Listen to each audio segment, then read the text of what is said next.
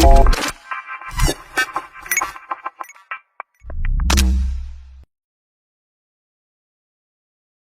everybody, welcome to Olympic Minds Leadership Beyond Limits. I love that word beyond. This is a podcast for people who really are the visionaries of visionaries, the leader of leaders, people who are looking beyond success into significance, people who want to move from mediocrity into mastery. Hey everybody, I'm your host Winn, two-time Olympian, national championship basketball coach, award-winning speaker and author, and the CEO of the Winning Leadership Company. So this is what I know after decades of training first elite athletes and then elite leaders people don't want theory. They don't want fluff. What they want is something that is heart proven, grit tested, and results driven. And that's exactly what this podcast is about. Today we're going to talk with Cameron Jones. I interviewed Cameron several months ago for a book I'm writing, or it's coming out like today, a book that I've written. And then we had a conversation with his team. It's lovely to meet him. One of the things I love about him, he works for SilverRail. He's Chief Strategy and Commercial Officer. I think there's a longer title than that. You can tell him that, Cameron. The thing I loved about him is when I read his profile, what he said was this, like his goal is to be happy. Like, what a wonderful goal, right?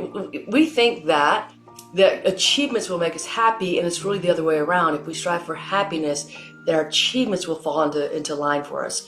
So everybody, I want you to introduce you to Cameron. Cameron's going to tell us a little bit more about himself, and then we're going to have a great, engaging conversation. Cameron. Thank you very much, Sherry, and nice to be chatting to you again and to everybody who's listening to this podcast. So a little bit about myself. I live in the UK, just outside of London. I'm Australian originally, but I've been living in the UK for 18 years now. Have had a background in travel, which is one of the things that I have been passionate about all my life, and managed to move that passion into something that I do for a living. So that's worked out well for me. And as you said, I think you said you saw it on LinkedIn where I have be happy, and I'm kind of clear in my mind of what happiness involves. But I still get excited about achievements and all the physical things in life that it's hard not to. So it's kind of an ambition to be happy, and let's hope I continue to do that. But I work for a travel company called SilverRail. Our mission is to make rail as easy to book as all other travel products like air and hotel.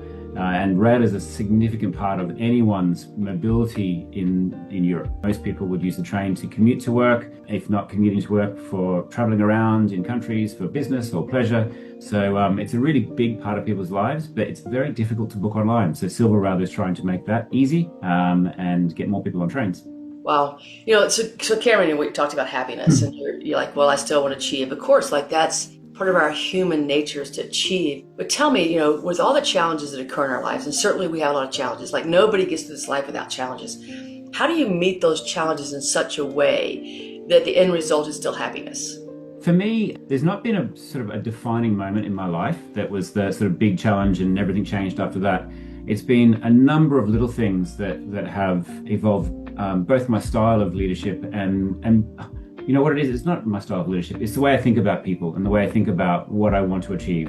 And I think for me personally, central to all of that, no matter what happens around you, as long as you sort of keep my core values in play and consistent, then I feel like I'm doing what's right for me, and then I will be happy because I don't have any internal conflict with how I'm behaving and what I believe in. And for me, that's authenticity probably is the number one thing. And I really dislike it when I hear, like you started when you're talking, you're saying, let's cut through all the bullshit of fluff and theory and let's talk about what's really happening. That's the stuff I love. I love it when I meet other people in the workplace that just get straight to the heart of a problem and get around all the noise and the mess. So authenticity is for me kind of core to what I want to try and stay true to. And and you can't always do that, and you find yourself slip into management speak and all that stuff that's sort of fluff. But that's, I think, evolving to know exactly what is core to me, what my values are, and trying to stick to them. I think that's such a big thing that you're talking about, is knowing your values, knowing who you are, aligning yourself with that consistently. And here's what I've discovered. Like when I was coaching basketball, I'd often see people who would say one thing, like these are my values. And then when the pressure came, and certainly there's pressure in every business, there's pressure, there's deadlines, there's KPIs, there's all these things, there's pressure. And then people start cheating, right? They get off their values and they start cheating to meet their goals. So what holds you to that line of like, when you're in a pressure scenario and you could cheat a little bit to get over here, what keeps you there? I mean, how do you make certain that you're living that authentic you and lining up with your values no matter what's occurring in the world? I think it's having a long-term view and not thinking tactically, but always thinking about, where you want to be in how you want to be seen as an individual, as opposed to how you're responding to a certain item or event. What does that mean? Staying true to those core values, the authenticity. So, you could easily try and find a shortcut to get to somewhere where you want to be, and maybe you achieve it. But then would you look back in 6 months and go, I stayed true to myself and what I valued? And if you didn't, then was that necessarily the right thing to do? And sometimes it is, sometimes, you might want to take a shortcut, but I think 9 times out of 10, it's probably the wrong thing to do. And therefore, if you think, how will I look back at this myself in 6 months' time? And how do I want to be seen in 6-12 months' time? Every time you deviate from those core values, then, even if it's for a short-term satisfaction, then it's going to hurt you in the long run. Absolutely. I think one of the things that I was taught a long time ago, I don't remember who taught it to me. I wish I did. But they said, if you woke up and you read the headline in the newspaper about the decision or choice you just made, how would you feel about that? Or how would you feel about going in and telling your family, your spouse, your children about what you just did? How would that make you feel? Right? And it's like that always stuck with me because I wanted to make sure that what I was saying aligned with what I was doing. Right. And so imagining a headline in a newspaper and people were reading it and me reading it and thinking, oh my gosh, like that's really what I did, or that's really what I said, and not being able to live past that. I think when we, like you said, the long term, if you cannot think about the moment, because in the moment it feels deep, it feels heavy, it feels necessary. But if we can think about the long term, then we can hold true to something that's going to be much bigger. Yeah, I think there's a couple of things there as well. Is one thing that I always tell myself and my team, when you're under a high pressure moment with a client, say, there's things have gone wrong, both sides are to blame. I always say, our client is always going to remember how we behaved and how we acted in this moment. They're not going to remember who was wrong or who was right and whether you got it recovered, but how did you behave? And let's always be the ones that behave at how we want to be remembered. And stick to that. And that sort of aligns a little bit with what you were saying about the future and how people will see you. And I think, people remember feelings, before they remember events. And they'll, when I think of Sherry and I think of our time together, I remember how I felt, when we've talked and so forth. They don't remember what we spoke about, what was said. So I think both of those sort of things are interplay, which is people will remember feelings. That's what's important. That's what they'll remember in the long run. And then kind of what do you want people to say when you leave a business, when you retire or go to another one? What do you want someone to say at your departure, presentation? Who's going to turn up? That's probably a good first step. If no one turns up, then you're doing something wrong. If the room's full, then you're doing something right. So that's a little bit of like the press release in the future. What will the headline be for your life? I think it's true about the emotion part you're just talking about, Cameron, is that we feel and remember emotions. I mean, there's a few people who have like photographic memories and maybe remember the whole conversation, but most of us just remember how we feel. And so what's interesting to me, like I'm looking at my past, is I can remember regrets a lot easier. So remembering the things I was like, oh man, I wish I would have behaved better. I wish I would have said that better. I wish I would have done that better. Those are the things that come up more often than like the successes, right? It's so interesting when you're looking back, like in our past, it's those things that haunt us about, I said this to this person or I did this to this person, even if the person doesn't remember it, which is kind of funny. How many times have the person's like, I don't even remember that. And you're like, well, I did this to you. No, I don't know. Well, I don't remember. But we remember it forever. And I think that if we understand how that impacts us, like that guilt that we carry or the regret that we carry, which we shouldn't anyway. Like I think carrying that's not healthy. But it's those things that we do to ourselves after the fact that we're not thinking about. Yeah, we're our own worst critic, and that's such a cliche, but it's so true, isn't it? You imposter syndrome. You tell yourself you're not you're good enough, and everyone else is smarter. And the reality, everyone else is just trying like you are, and everyone else is trying to make their way through just like you are. And but we do. I think our brains are wired to think negatively because it helps us evolve, right? And focus on the negatives and improve. But it's tough not to. But then equally, some of that drives you to be better, right? And that's okay. And just try and improve on it. Accept it, put it in a box, and try to improve on it. I think that what you just said is really important, Cameron. What you said was like using an event to improve ourselves, not using the event to beat ourselves up. And so, how many people have I met that use an event that happened, a mistake that happened, to beat themselves up. And so instead of using it as that platform for the next step and for the improvement, they sit in that and they talk about, like, and it's part of what we do. We teach ourselves, think about your parents or my parents growing up. How did we learn? Well, we got punished, right? Mm-hmm. And so we came to learn that punishment was the way to success. And what I say is, like, really, forgiveness is the way to success, because you can't live in the problem and get to the solution. Right? So how do you get people like your team members that you lead, and certainly they're going to make a mistake, how do you get them out of that self-punishment mode into the learning mode? So a good example of this probably would be when we do our reviews, our common thing for companies to do, employee reviews. And I always structure them as, what did you achieve? Let's go through the data. And then basically, what went really well, let's celebrate the successes, because you want to do that, and let's repeat those because you want to identify them and highlight them. But then rather than, it sounds cheesy, but rather than, what went wrong, you could say, with the benefit of hindsight, what could I have done better? And they're always open. It makes it possible for people to say, here's what I could have done with the benefit of hindsight. What we know now, how would I have done it differently? And so for me anyway, if we create that kind of an environment where, we could always do things, even if we did it really well, we could probably do it better with the benefit of hindsight. So what is that? And how do we continue to improve? And then, this sort of classic learning organizational stuff is just always use metrics and see how you can improve. And it's okay to make mistakes. And that's the hardest thing, like being a parent or being a manager, is to throw somebody into the deep end and let them make some mistakes, and as long as they're not high risk mistakes, then everyone sort of comes out better. Well, I think the whole idea is letting people make mistakes, right? We have this mentality of saving people. I need to save them from the errors that I did. I need to save them, and I think save is the wrong mentality, right? Or rescue is the wrong mentality. Like, what we want to do is we really want to guide them, and we want to help them, and we want to support them. But allowing people to make mistakes and understanding the growth that comes from that, I think that's so important.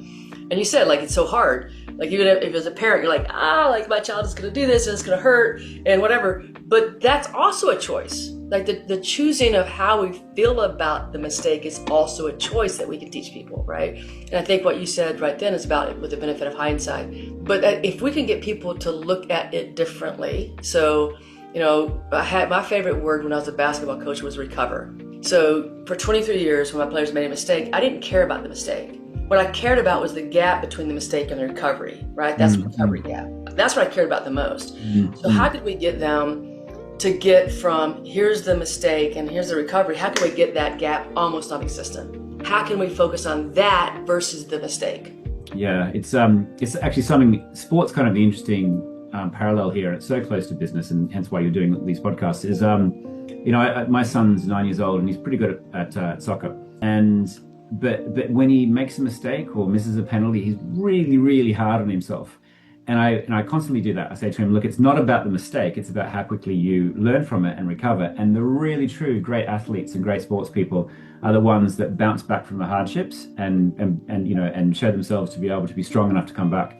It doesn't. In fact, it's kind of better if you make these mistakes and then you come back, because it shows you, how you can recover. So I like your measurement of time to recover is interesting. And the same thing for business, right? What I appreciate about the CEO of our company is if we lose a big deal and I'm really down in the dumps about it, then he will be the first one that says, doesn't matter, it's fine. We'll live another day. And he just picks me and the team straight back up. And that kind of leadership is really good. So I hope to resemble the same kind of leadership with my team is basically shortening that time because you've got to have it. You've got to kind of mourn the loss in some respects, but then being able to identify it. And I know I do a lot faster than my son, so I'm doing something better than a 9-year-old. That's good. But then how do you sort of come back quickly?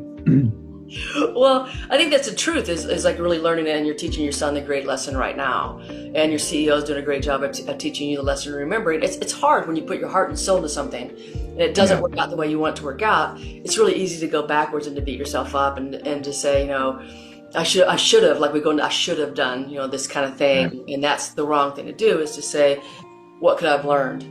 How could I have moved this forward? And understand it, even if you do everything right, sometimes the loss is there. Like sometimes it's not even, it becomes the other person, their perception, what goes on with them.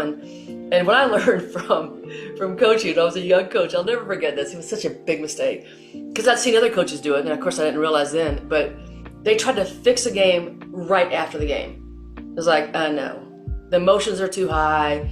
People need to come down from the loss or come down from the big mistake. And what I would do, I learned later in my career, was like, let's sleep on it. Let's talk about it tomorrow. Let's revisit this tomorrow when we're in a better space to revisit it. And let them go have their emotions for a little while, because you can't fix it then because emotions are too high. Oh my goodness, like, you know, I get yelled and screamed at, people would have all out fits and they're fighting each other. I was like, wow, that's... And so we would let the day go, and then we'd come back and have a better means for discussing it. So that we could have a way of looking at it differently. Especially me, I need to go, because what I thought happened often was different when I looked at the videotape. Right, interesting. Wow. Yeah, with a different perspective. Yeah, it reminds me of something that one of my favorite podcasters, Scott Galloway, says is things are never as bad as what you think, and equally things are never as good as what you think. And I think it's kind of just it's stopping this sort of peaks and extreme, you know, peaks and troughs of, you know, and like you said, you know, when you think things are really bad, they're never as bad as what you think. But equally, don't think that everything's going, you know, so it will come down. And you know, if you lower that those peaks and troughs a little bit, then you live a kind of a more stable life. Yeah, and that's where the space, I think, that if people can just take a breath, you know, we're so into it at the moment, we get so emotional in the moment. If we can just learn to back up and take a breath and have a different perspective around it. You know, later in my career, I had this situation. We were the top rated team in the conference, and we're going to play the last rated team. I was 16 teams in our conference at then, and we won by 1 point at the last second against this team that only won like 2 games all year long. And I went in the locker room, I just said, let's just be grateful that you found a way to win. And that's literally all I said, and walked out. Like, I didn't yell or scream at them or blah, blah, blah. And so the next day, the way we recovered from that was, and this is back when they actually had tapes, right? This is a long time ago. So, you know, we had the 8-track tapes of the game, and it wasn't streamed. And I put it on a piece of cardboard, and I told all my team, we're not going to ever watch this. We're not going to ever watch this film, because this is not who we were. This is not who we are. It was just a blip. And we don't want to focus on the blip. What we want to focus on is to move forward from this. So we're going to destroy this game tape today. Everybody gets to stomp on it. Everybody gets to tell me. Everybody gets to tell me one thing they learned. I want you to tell me one thing that you learned as a result of this game, and we're going to destroy this, and we're going to throw it in the trash today.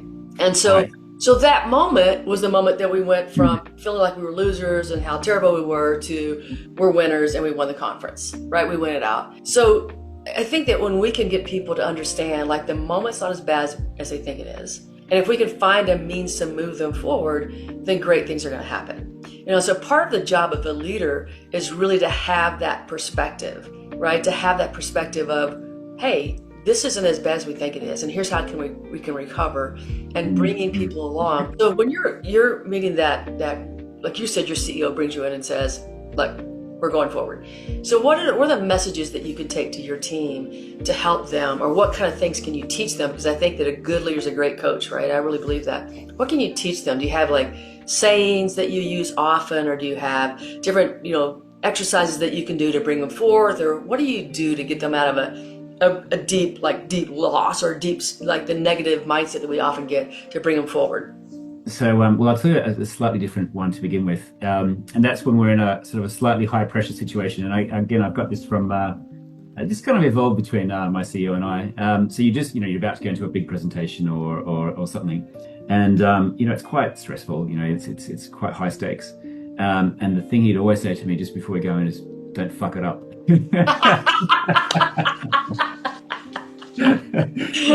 So it's become a thing, and it's good because it basically goes, it just breaks all the tension, and you realize, you know what, at the end of the day, there's bigger problems in the world than this right now, and just helps you get on the straight and, you know, not be too highly strung. But in terms of the team, let me think, when they're down in the dumps, I think probably, like you said, a little bit of time, and let them have a little bit of their down in the dumps, and that's okay. Don't try and tell them you feel that way and you can't experience it. You know, you've got to let them do that. But then also just kind of stepping back and looking at the bigger picture and realizing that this is just like, you know, a little blip on your life, you know, and a little blip in the company, and, you know, and look, things are never as bad as they seem. Kind of, that's often what I say as well. And, you know, we'll come back and, you know, what have we learned from it? And let's keep going. And because there's no point, what doesn't get you anywhere. Being negative and being wallowing in, you know, depression doesn't get you anywhere. And how do you bounce back? So I don't really have any little sayings. It's probably having a real conversation with people, you know, and just seeing how they feel. I don't sort of like, pull out, there's three things that I always say. It's probably unique to each situation. Well, I think that's the big thing is like leaders are in charge of that ability to move past what we think are difficult challenges. So, certainly in your life, I'm sure that you've had big challenges. All of us do. This is not what I think people believe in, people that are successful like you, Cameron. They'll say, oh, well, he was born at the right time in the right place. And it was the golden, like he had the golden pathway in front of him and everything lined up perfectly for him. And I think one of the things people need to know is not true. A, it's not true. And B, that whatever that big challenge was for you, that you found a way through it. So what was the biggest challenge that you've had that you were able to move through? What was the biggest lesson, or how did you learn, or what did you do to get through that? So there isn't one moment that stands out, but there's probably a consistent theme of kind of high pressure incident scenarios, times, challenges. Actually COVID comes to mind. For our business, it was pretty stressful, period. For everybody in the world. For us, it was quite stressful because our company makes revenue when people get on trains. So, you can imagine with COVID that threatened the whole business, and you remember what it was like, when's this going to end? How will it end? Will the world have changed, etc.? And in my personal life as well, there's been moments where something just hasn't got to plan, and you're seemingly staring in the face of complete failure, complete disaster. It's funny, actually. You supposedly have this fight or flight, gut reaction, but I feel like I don't have either of those. I have a new one. It's not fight or flight. It's kind of calm, neither fight or flight. And it's just, I'm methodical about not getting into the drama of it all, and forcing myself not to think about the future and what could go wrong and all that sort of stuff, and just going, what can I do right now in this moment?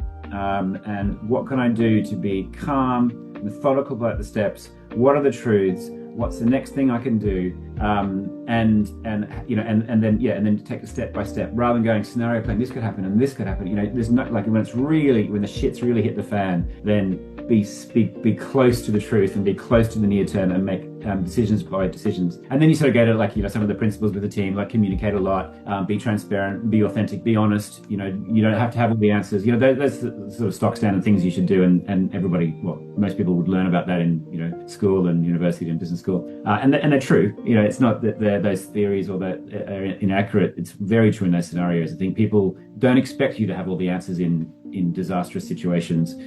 They understand that if you're trying to work it out at the same time as them, they appreciate being told and being transparent, because then you're together, and then you find a common purpose, and then you work towards that purpose together as a team, as opposed to the leader doesn't have to have all the answers. You want to be able to guide and ask the right questions and leverage the skills of the team. But the sort of back to your original question, in those challenging times, I think probably what I've learned about it is in personal situations. I'll give you an example. My family and I were flying out to Australia a few Christmases ago, and we got to the airport and we realized that one of us didn't have a visa, and we thought we did for Australia. I had the Australian passport but not the citizenship, and then the airline decided not to let you on without the citizenship, and only the citizenship but not the passport. And this was an expensive flight. I had my two kids and my wife out at the airport, and they wouldn't let us on the plane. And then all of a sudden you go through all the scenario planning. Okay, I've got all the, everything's booked, and if this doesn't happen, and it's an expensive flight out to Australia. And then in that situation, it's like, okay, what can we do? And then just do one thing after another, and it resolved itself. We didn't get on that flight, but we got on the next one, and it cost us a little bit of extra money, but we resolved it. And it was a really, your kids are like, oh, I want to go to Australia, what's happening, and we're not going to go, and you just got to stay calm. So it happens in personal situations as well as work, and that's my lesson out of it. It's just calm, step by step. Well, that's what I call the Olympic level mindset, right? You've trained yourself to not go down all these deep scenarios. You've trained yourself to stay in the moment, and I think that's a training, just like an athlete trains himself, right? It's a mindset that you train. So I had a recent incident where I was kayaking, and so I'm not one of these crazy kayakers. Like, I'm a lake kayaker. It's calm. I'm gonna just I'm on the top of the thing. But we're gonna go down a river close by the house one day, and so we get to the river, and I've done it before, but snow was still melting here. I live in the mountains, and it would rain, and I get there, and I'm like, man, that's fast. So look at it, it's like fast. And I think it, and I say it out loud, but I don't think, well, we should just pack them back up and not go in. Like that was probably the thing I should have said. But so we get in, and my friend has a dog on her kayak because we take her dogs. My dog, I have a dog in my kayak, and we start down. And before we get the first turn, she's already flipped. Like the river's so fast, she's flipped. She's going down the river. She's on top of her kayak. She's got her life vest on. But she's gone, so I go rescue the dog, and I catch up with her. You gotta imagine, the Montana rivers are cold. Like when you're talking about snow melt, you're not gonna be in that river very long before you could get, there's a true risk of hypothermia. So she gets out, and I'm like, are you okay? She's like, yeah, I just need to warm up. And instead of getting out like that, I'm like, we should probably just like cancel, but we don't. So I don't listen to my own brain, like it's telling me don't do this. We get back in, we go down a little bit further, probably 10 minutes, and she flips again.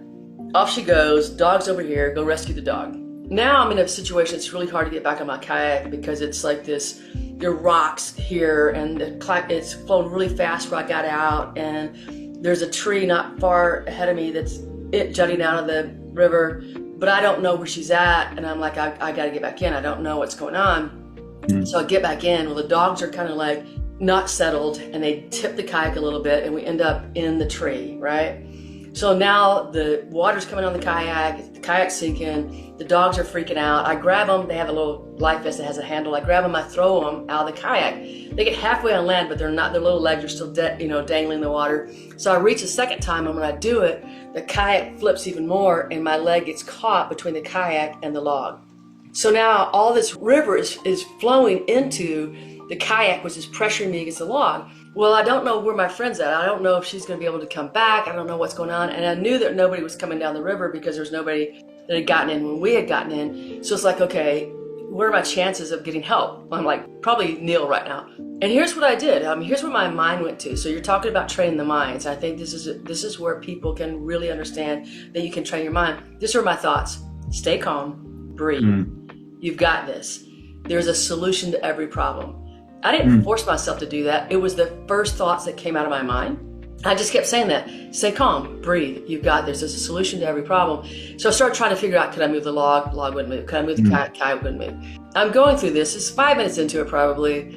I'm starting to feel my leg, like I'm losing blood. Like I can feel like there's not a lot of blood going down my foot. And I go, okay, you've got this. Like just keep thinking. All I was doing is like, you've got this. Keep thinking, keep thinking. I was able to somehow lean over really far, and I took my opposite leg and put all my weight on one side of the kayak. And I was able to just this much room that my leg, slipped through. And I think about that because I think about the mindset that I had trained myself into. Now I wasn't training it for that moment, but training it to be calm. And so, Cameron, you talked about like your mind goes to calm and you think about the moment, like let's be in the moment, one step I can take.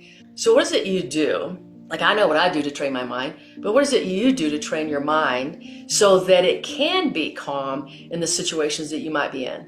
I think it's kind of through experience, really. I don't think I purposely set out to say, hey, this is what I want to do in crisis situations. It was through, I'm just thinking about, when was the youngest crisis situation I had? I think it's just from a very young age. It's just how I evolved that thinking. So I was surfing with my brother once, and it was a really big surf back in Sydney, and we were getting pummeled by these sets. And I remember looking across at him and thinking, this could be the last time I see you, because it was pretty bad. And said, you know what, it's going to be fine. And what do I need to do? I need to make this next one. I just need to make this next wave through that. And just need to wait. And then we both got in, and we were okay. So I don't know. It's just I've had lots incrementally, more crisis situations through my life. So it's probably just like feeling it when it happens and being mentally conscious of what's going on, and don't get carried away with the emotions, and try to think logically and use that part of your brain in that time. But I can't think of how I've trained my mind necessarily to do it. It's more like unconsciously done it, I think.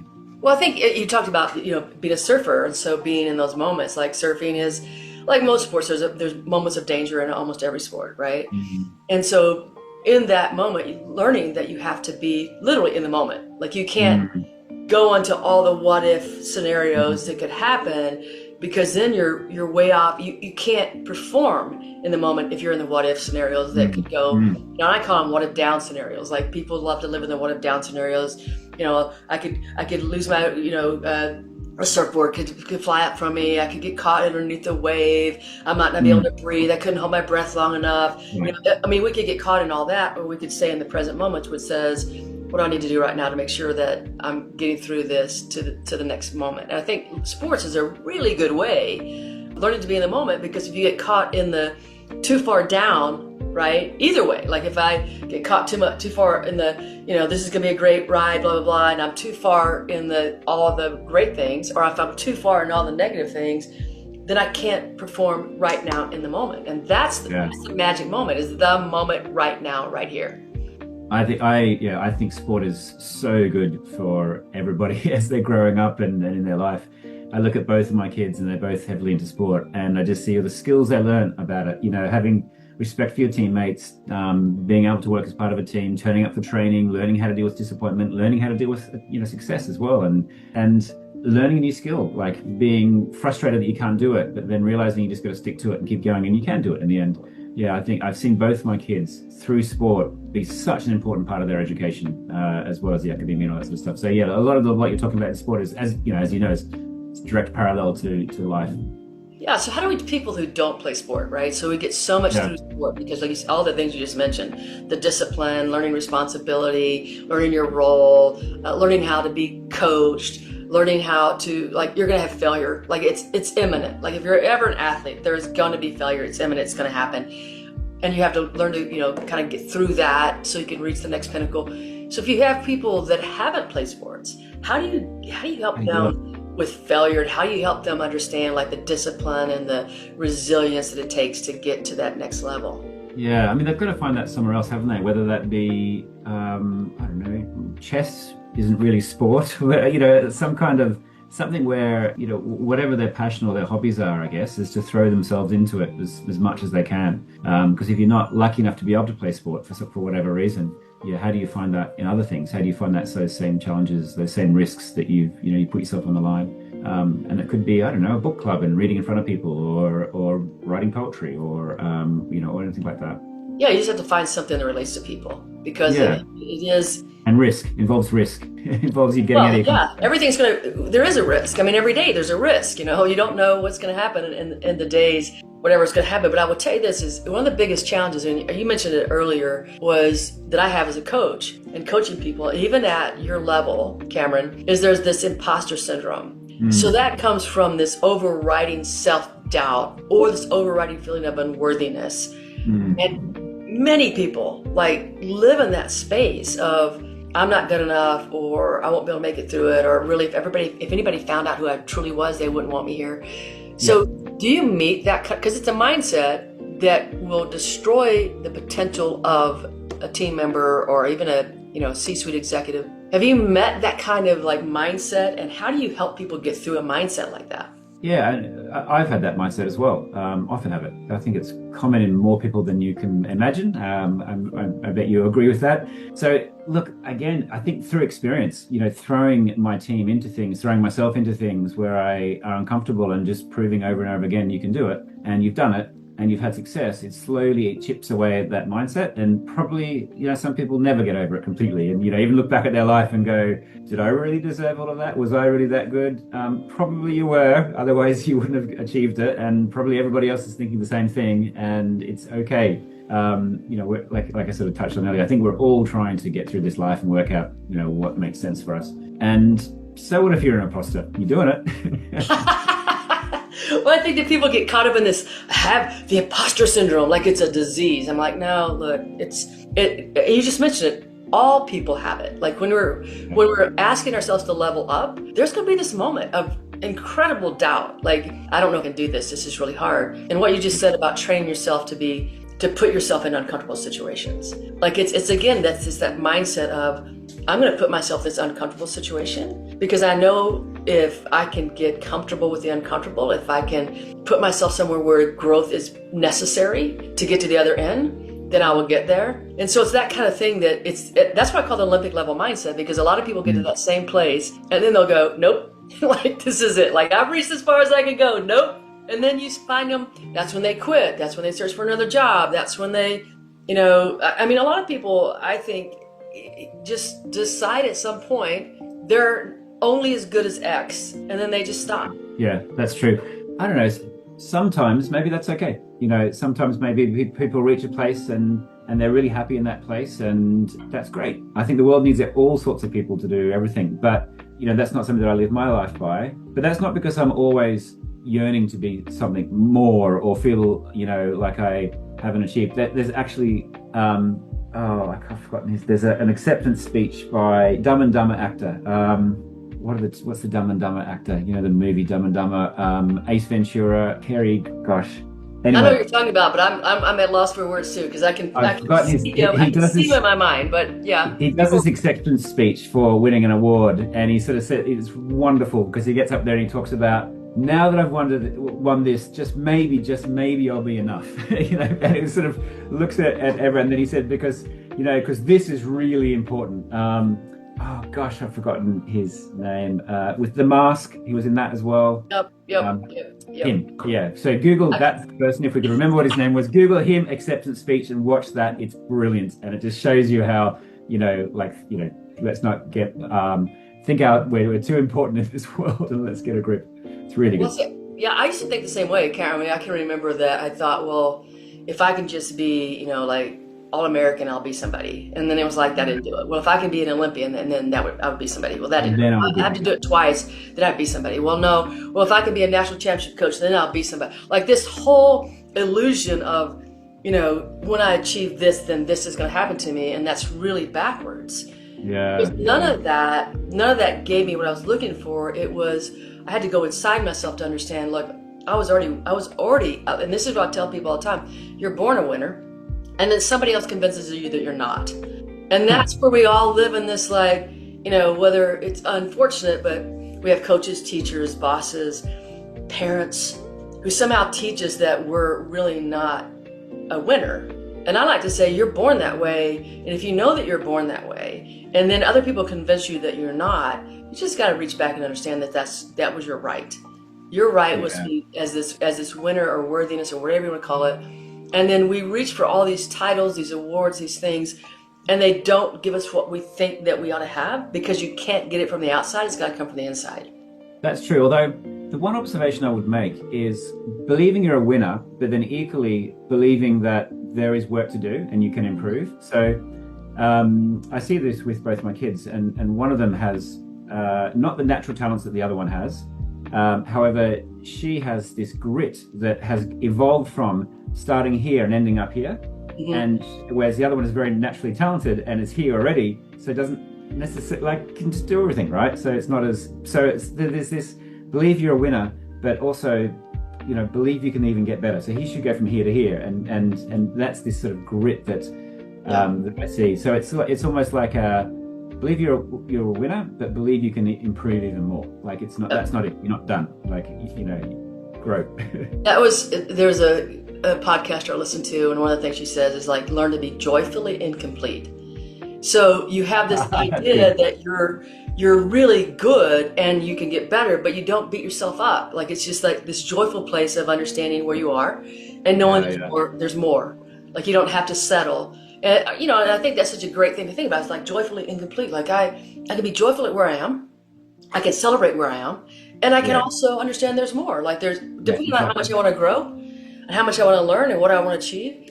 It's different for everybody. We don't have to put our sights on what somebody else does. It's just it's for you. It's for you to feel good about you, and that's why I loved what you said about you're hardworking, you're results oriented, and you're also happy. Like you're always looking at the happy space, because that space is what makes us want to do more. Like if you believe you just sucked all the time and you hated yourself, it's really hard to get motivated from there. Yeah. Like you got to feel some of that. Yeah, you got to feel some of that success. So, Cameron, if there's something that I haven't asked you and you want to share with folks right now, what would that question be, or what would that thing that you would want to share with people that we haven't covered? So one thing that I find interesting, this is with how to find happiness, or how to find the job that you want, and it's this Japanese framework called Ikigai. I don't know how to actually pronounce it, but it's a sort of a 4-circle Venn diagram, and it looks at, you should Google it again, it's a really interesting concept. It looks at how do you find happiness, and it's in work and what you're doing, and it's the 4 circles are doing something that you love doing, do something that you're really good at, do something that the world needs, and do something that pays you well. And if you can find something that does all those things, and it's a really interesting diagram. It sort of shows you if you're doing what you love and you're really good at it, but it doesn't pay well and the world doesn't need it. It's a passion. It's not actually. It's something that you're just passionate about. And it's how those 4 circles intercept in each of those little quadrants. And it's just really interesting to look at it and think about what you're doing in your life and where you sort of feel you are. And are you comfortable with where you are, or do you want to go somewhere else in it? And then how would you change? So I only found that a few years ago, and I thought I hadn't seen it before. Obviously, and I thought it was just a really interesting framework to think about your life, because everyone sort of says, "Oh, just do what you're passionate about." But I'm not sure that's necessarily the best advice. I think that's one piece of advice. But if you're really passionate about it, and the world doesn't need it, and it doesn't pay well, or if you're not good at it, you're in a bad place, then you're not going to have balance, and you need money in this world to get by. You need to be improving the world to feel like you're doing the right thing. So I think anyway, that gave me a really interesting framework. So for anyone else, I'd say just think about that, Google it, have a look at it, and think about how that applies to your life. I love that. You got to think about what the world needs. I mean, if the world doesn't need it, then you're not going to get very far with that talent. You have to figure out how your talent can fit into that, right? How your passion can fit into that. Because I think that if you have the passion and you can figure out how does the world need it, right? Or if you have the talent, how does the world need it, and how can the world use it, then you will get paid for it. And if you can't figure that out, you're not going to pay for it. And it also puts you in your happy place. So, well, Cameron, this has been phenomenal. If people had a question, about you or something that you said, how would they find you? Oh, good question. LinkedIn? Is that the best? Yeah, that's probably the best place. LinkedIn, Cameron Jones and SilverRail, and then send me a note through LinkedIn. Yeah. So folks, hey, I just really appreciate you guys joining us. And I hope today that you heard something that's going to move you forward to get you toward that Olympic level mindset that Cameron talked about, that I talked about today, because that's the difference. It's not just your physical talent. It's not your talent alone. It is the mindset that goes with the talent. You have to have both. You have to have both. I'm not going to lie to you. You can't have one without the other. You have to have both. With the people who want to live that next level, who are really looking at, refocusing when others freeze, or you're leading with unshakable conviction, that is the mindset. So come back, follow us, subscribe, and have a winning day. Bye now.